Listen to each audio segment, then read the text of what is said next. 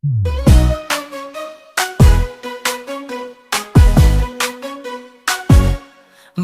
bergerak bersama guru penggerak, menebar manfaat bagi pendidikan merdeka. Lekas bergerak dalam pendidikan penggerak, ciptakan generasi unggul penopang bangsa. Mari bergerak, lekas bergerak.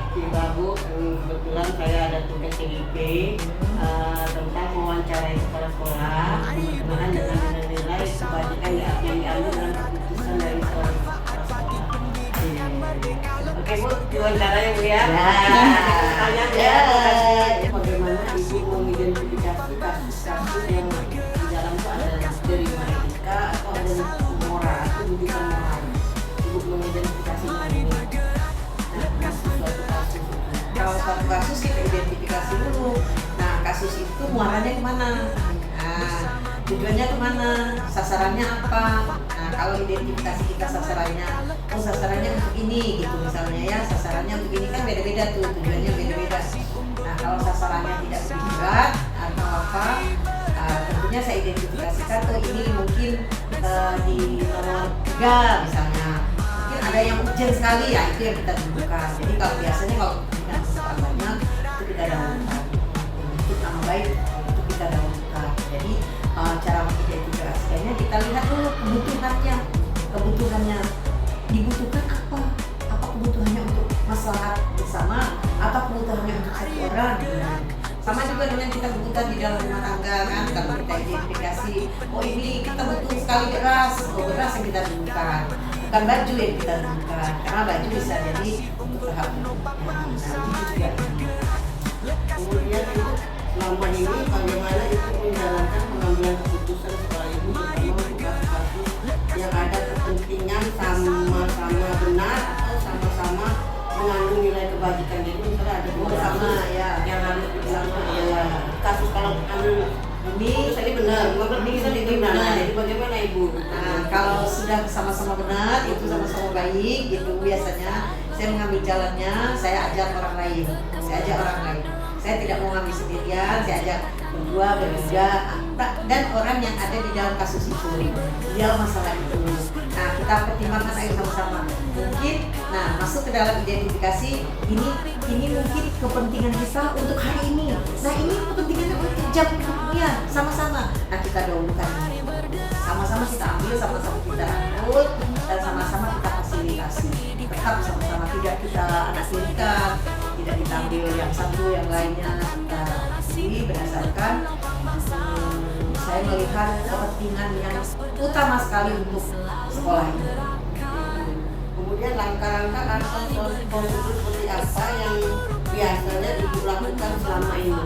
Langkah-langkah ya untuk mengambil keputusan, karena keputusan itu kita tidak ego atau pemimpinan kita tidak egosentris ya, kita tidak berpemimpinan yang bersifat apa ya situasional ya. Jadi kita melihat keputusan apa tadi? Misalnya keputusan itu kan apakah dia dilema etika atau rujukan moral? Dilema etika atau rujukan moral. Kita melihat kalau dilema etika itu biasanya misalnya ya ada yang menyangkut sosial misalnya ya, kemudian rasa kasihan itu tetap ada, karena kita tahu bahwasanya orang yang kita pilih ini, guru-guru ini atau staf-staf di SMP ini tidak dari latar belakang yang sama, tidak dari latar belakang yang sama, tidak dari ras yang sama, tidak dari kepercayaan yang sama, dia beragam. Nah, untuk itu kita semua harus tahu itu latar belakang itu. Nah, bisa jadi kita jadikan satu, kami bisa jadikan satu, tapi mungkin tidak untuk selamanya, untuk saat yang kita butuhkan saja. Tapi pada akhirnya nanti dia kembali lagi pada habitatnya masing-masing. Jadi saya tetap mengambil suatu kebijakan, keputusan, tidak merendahkan yang satu atau meninggikan yang satu, tidak, tetap sejalan. Kemudian apa hal-hal yang selama ini Ibu anggap efektif dalam mengambil keputusan itu pada kasus-kasus dilema etika itu? Ya, langkah-langkah yang efektif adalah pendekatan.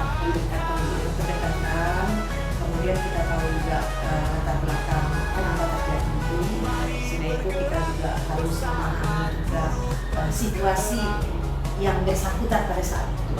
Kita dalami, kita bedah. Jadi kalau kita sudah ketemu muara itu, baru kita bisa tahu benarnya. Jadi tidak harus serta merta kita jatuh di hukuman atau serta merta kita tarik apa yang kita mau, tidak bisa, karena akan berdampak panjang di akhirnya.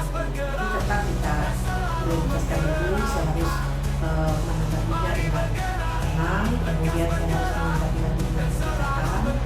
Mungkin dia ada masalah di rumah, ada masalah apa, ya dia kita dengarkan dulu. Nah setelah itu baru kita kasih solusi begini. Nah, sepanjang yang pernah saya hadapi, yang sering saya alami, kasus-kasus seperti ini, kalau sudah diadakan pendekatan, pasti yang bersangkutan akan tergugah dan akan langsung merubah sikap, akan kelihatan hasilnya. Tapi dengan melakukan pendekatan Ya.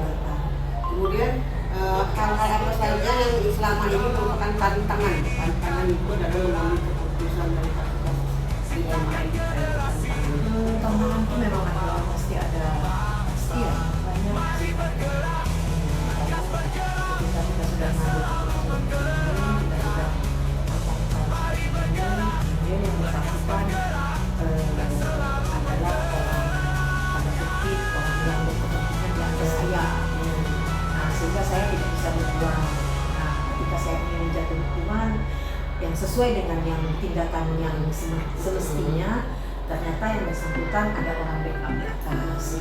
Jadi itu yang jadi dilema sama ini tangannya. Jadi kita kan tidak bisa optimal. Nah, itu pun harus pandai pula saya bermain, harus pula pandai bermain dengan mengumpulkan tanda. Nah, selama ini memang ada satu dua yang bisa saya lewati, tapi ada beberapa juga yang saya harus menekan emosi saya, menekan egonya saya, menekan segala sesuatunya, karena memang yang bersangkutan misalnya tadi kita juga yang ada yang ya itu tantangan yang kadang-kadang ya saya yakin itu dilema lah di mana. Kemudian apakah Ibu memiliki sebuah jadwal tertentu dalam sebuah penyelesaian kasus? Ada jadwalnya, untuk kasus ini diselesaikan pokoknya hari ini atau minggunya atau pada saat itulah atau pada saat itu diselesaikan? Pas nian kamu datang ke sini wawancara, saya sedang membuat ini adalah suatu bukti bahwa saya akan menyelesaikan masalah yang saya melihat, karena kita di suatu instansi itu berjenjang, tidak langsung ketika ada seorang anak bermasalah, tentunya gurunya yang menyelesaikan. Ketika seorang anak bermasalah pun ada jenjangnya, mulai dari guru bidang studi, kemudian ke wali kelas ke BK, BK ke kesiswaan baru ke kepala sekolah. Tapi biasanya kalau kasus anak ini tidak sampai ke kepala sekolah lah, sudah bisa diatasi oleh BK. Nah, sekarang bagaimana tantangannya Bu? Karena ada ibu sudah masalah itu saja. Punya ada ibu jadwalnya. Kalau jadwal itu tidak, tapi saya per kasus harus saya selesaikan. Begitu ada kasus saya harus selesaikan. Jadi saya tidak mau, misalnya bulan ini saya harus selesai. Ya, artinya itu menunggu mengumpulkan tempat ya, harus di tempat.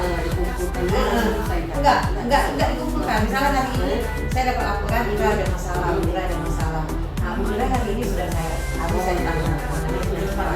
Ya, sekarang kan kalau sudah berkali-kali atau apa itu akan masuk yang lain lagi, akan ceritanya akan lain lagi. Jadi ketika hari itu mungkin rasa dalam diri, emosional, sosial kita pada saat itu masih terkumpul dengan rapi. Nah pada saat itu kita terus tanyakan, harus selesaikan.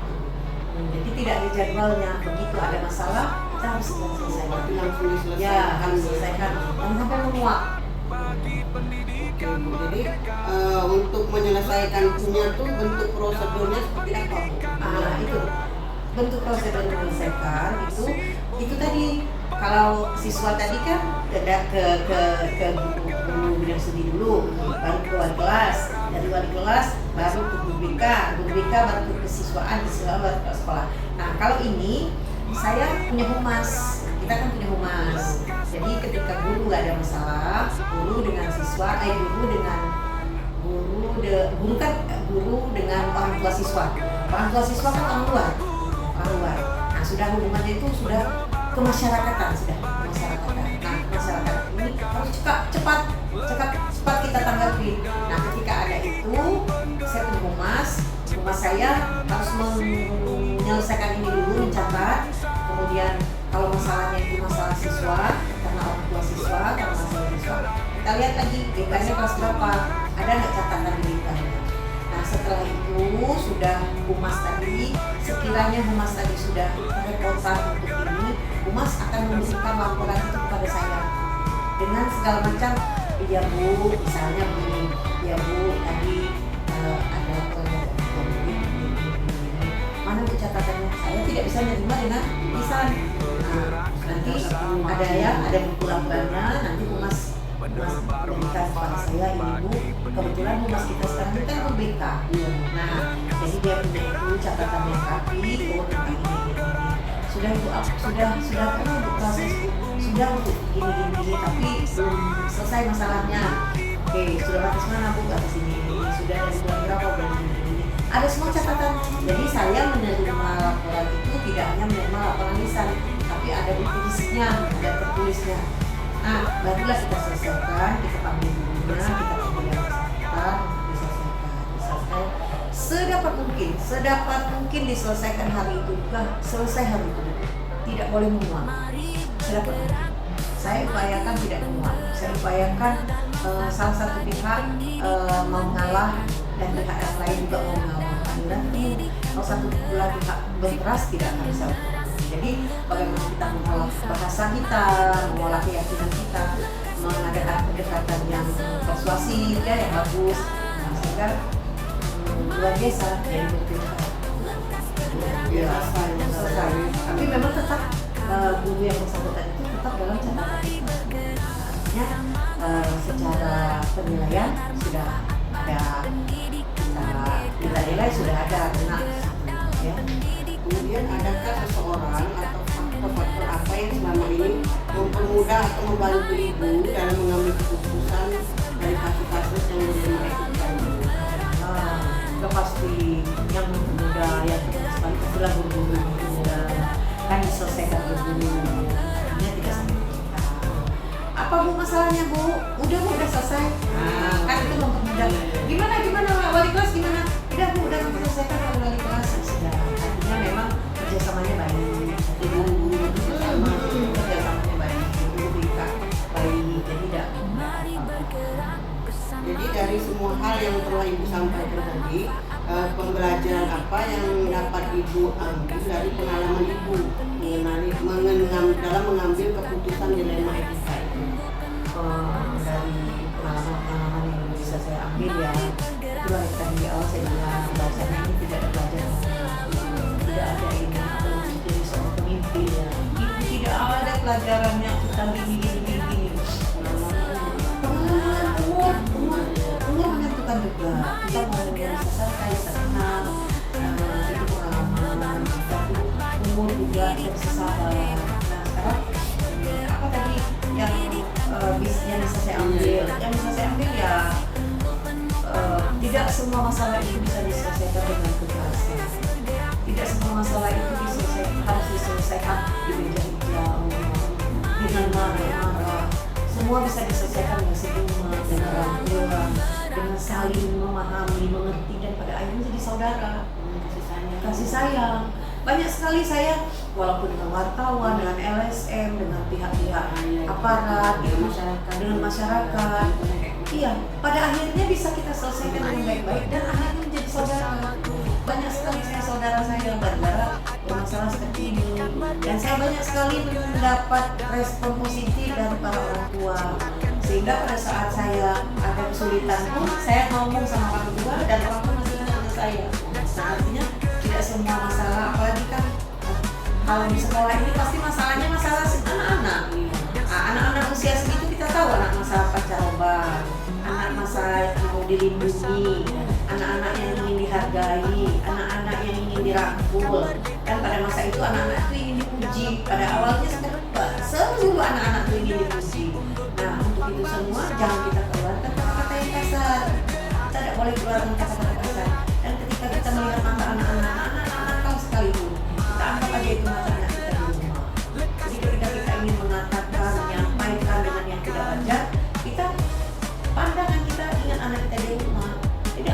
sampai kita pasti kita rangkul dengan kasih sayang. Dan itu buah kasih sayang itu anak-anak akan ingat sampai kapanpun.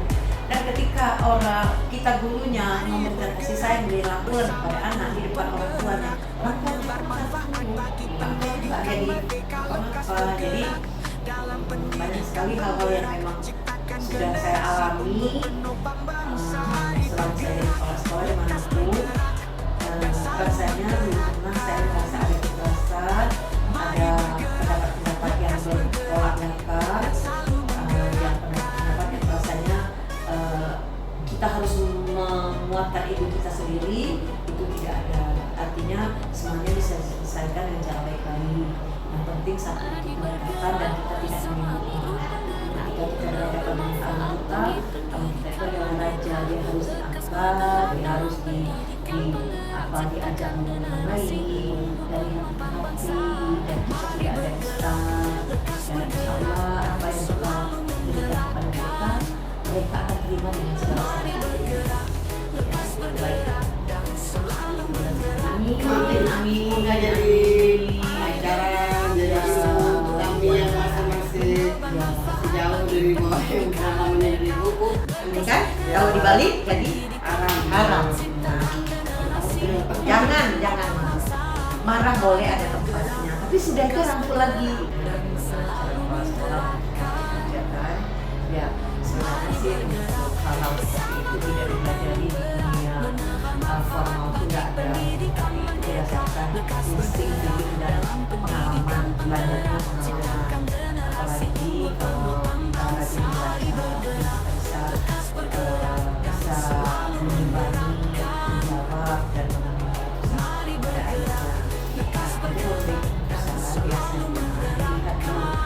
dari sisi positif dan negatifnya kita lihat tadi khususnya apa setelah kita putuskan baiknya seperti apa, buruknya seperti apa, kita imbang-imbangi banyak baiknya apa banyak buruknya, kita imbangin sana.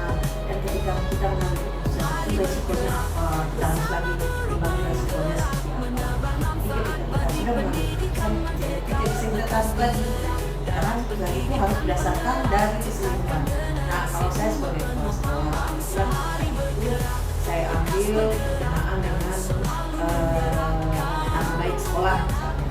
Saya akan berbicara dulu, saya akan wakil-wakil, saya akan pembicaraan antara wakil.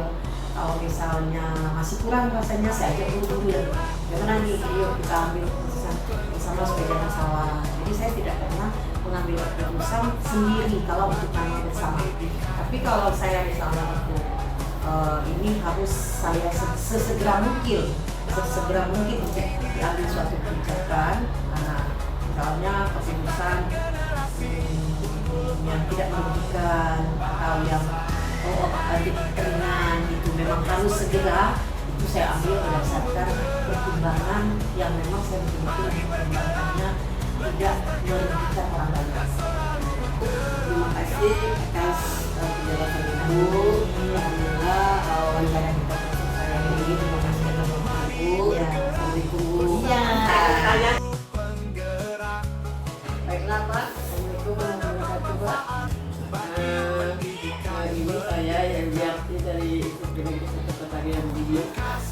Saya kebetulan ada tugas dari saya sebagai calon guru penggerak, yaitu mewawancarai beberapa kelas sekolah yang salah satunya saya mengikuti pertanyaan pertama Pak yang akan saya tanyakan adalah selama ini bagaimana Bapak dapat mengidentifikasi kasus-kasus yang merupakan dilema etika atau bukan moral yang terjadi di sekolah Bapak?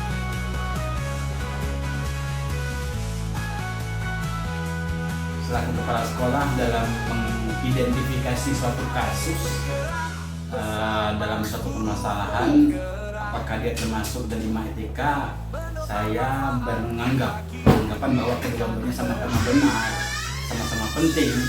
Namun jika atau bila mana kasus itu ada yang mengganjal dalam hati saya ataupun ada semacam ketidaknyamanan bagi saya berdasarkan hati nurani ataupun dengan kebajikan yang ada, maka saya bisa pastikan itu adalah bukan moral.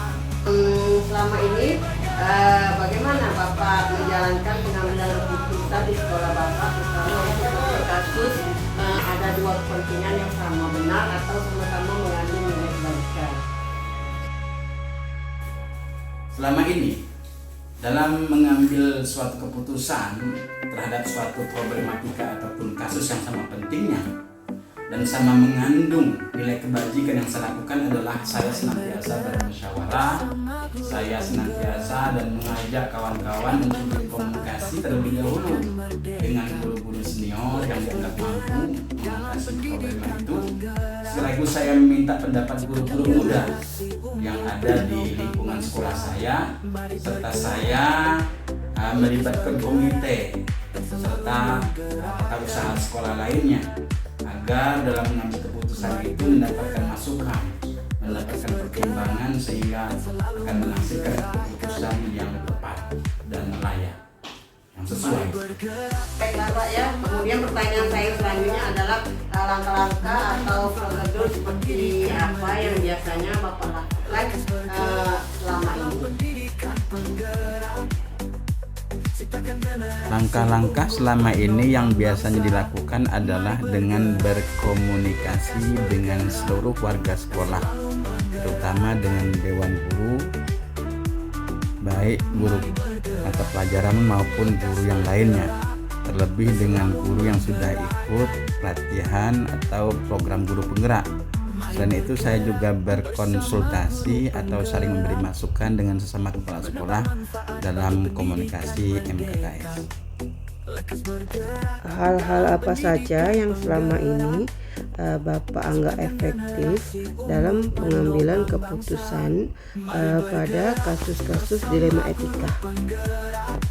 Hal-hal yang saya ambil dalam efektivitas selama ini dalam mengambil keputusan adalah mesti ada dukungan dari seluruh warga sekolah sehingga saya mampu memutuskan keputusan itu dan tidak mengabaikan hal-hal lain, tidak mengabaikan salah satu. Dalam arti kedua hal itu adalah penting dan tidak mampu diminimalisasi dampak negatif yang dirasakan atau paling tidak mampu dikendalikan oleh pihak sekolah. Selain itu, dengan kemampuan emosional dan kemampuan sosial guru yang ada di sekolah, saya memandang itu penting sebagai pendukung di setiap keputusan yang saya ambil. Kemudian hal-hal apa saja yang selama ini merupakan tantangan dalam pengambilan keputusan pada kasus-kasus yang dilema etika yang terjadi di sekolah Bapak? Yang menjadi tantangan adalah memposisikan diri pada dua keadaan yang sama-sama benar, yang sama-sama penting, sehingga terkadang prioritas yang menjadi hal utama untuk memerlukan pertimbangan yang sangat matang, sehingga itu menjadi tantangan lain jika saya menjadi pemimpin kurang atau sulit mengambil keputusan karena menyangkut hal-hal yang sangat negatif baik secara individual maupun secara berkelompok. Apakah Bapak memiliki sebuah tata kelola atau jadwal yang tertentu yang dalam sebuah penyelesaian kasus dilema etika itu, apakah Bapak langsung menyelesaikan di tempat ketika terjadi suatu kasus itu, atau Bapak memiliki sebuah jadwal yang sudah tersusun untuk menyelesaikannya? Jadi apakah ada jadwal atau langsung bentuk atau prosedur seperti apa yang Bapak jalankan? Saya lebih banyak menyelesaikan kasus itu di lima etika di tempat bersama dewan guru, bersama pihak komite, sehingga dalam pengambilan keputusan itu lebih efektif dan mampu dipahami oleh semua pihak dan pada akhirnya mampu disampaikan pada pihak lain yang bertanya, yang memberikan jawaban-jawaban yang lebih detail. Selain itu saya adalah tipe orang yang tidak suka menunda suatu pekerjaan, sehingga keputusan bersama itu yang patut saya lakukan. Adakah seseorang atau faktor-faktor apa saja yang selama ini mempermudah atau membantu Bapak dalam pengambilan keputusan dalam kasus-kasus dilema etika yang terjadi?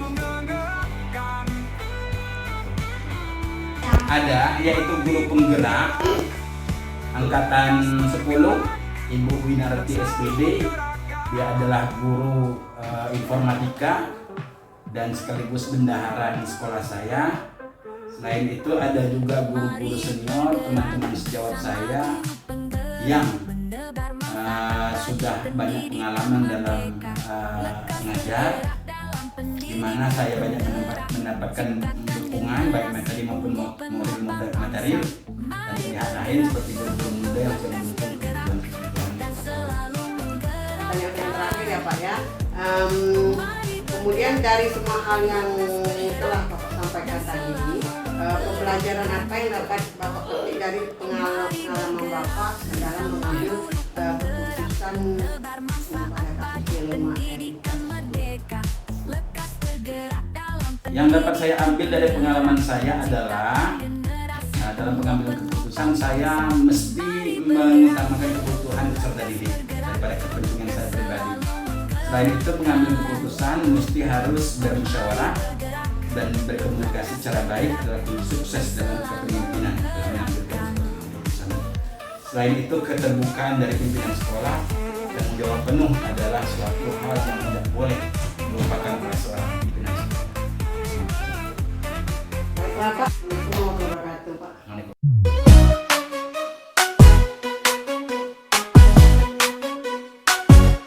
Mari bergerak bersama guru penggerak, menebar manfaat bagi pendidikan merdeka. Lekas bergerak dalam pendidikan penggerak, ciptakan generasi unggul penopang bangsa. Mari bergerak, lekas bergerak dan selalu menggerakkan. Mari bergerak, lekas bergerak dan selalu menggerakkan. Mari bergerak bersama guru penggerak, menebar manfaat bagi pendidikan merdeka. Lekas bergerak dalam pendidikan penggerak, ciptakan generasi unggul penopang bangsa. Mari bergerak, lekas bergerak dan selalu menggerakkan. Mari bergerak, lekas bergerak dan selalu menggerakkan.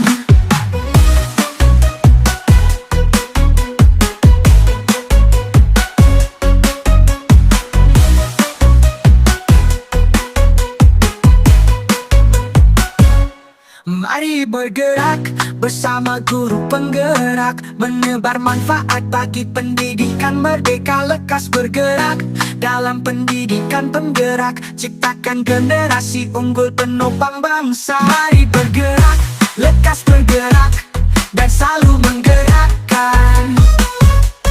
Mari bergerak, lekas bergerak dan selalu menggerakkan.